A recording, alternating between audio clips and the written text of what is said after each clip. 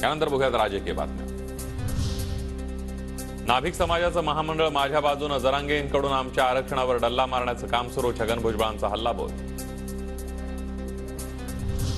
भुजबळांनी नाभिक समाजाची माफी मागितली पाहिजे, माफी मागणार नसाल तर जाणून बुजून अपमान केला असा अर्थ होणार, मराठ्यांविषयी आकस असण्याचं कारण काय, जरांगे पाटलांचा सवाल। आणि त्या गोरगरीब नावी बांधवांची माफी मागायला पाहिजे, तर तो खास नेता। तो मागणार नसाल ना, तो जाणून बुजून त्यांचा अपमान करण्यासाठी तो शब्द वापरल्याचा अर्थ असा होणार आहे। आता भुजबळांनी नाभिक समाजाचा कुठलाही अपमान केला नाही, त्यामुळे माफीचा प्रश्न नाही, तायवाडेंची प्रतिक्रिया। जरांगे पाटलांनी विजयाचा गुलाल उधळला, मग आता उपोषण कशाला, असाही सवाल।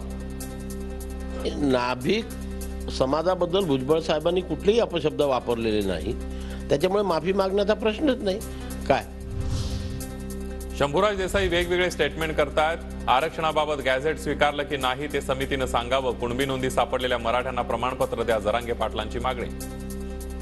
ते वेगळे स्टेटमेंट त्यांचे येतात आणि अंमलबजावणीला हरकत नाहीये काही, मग का करू नये।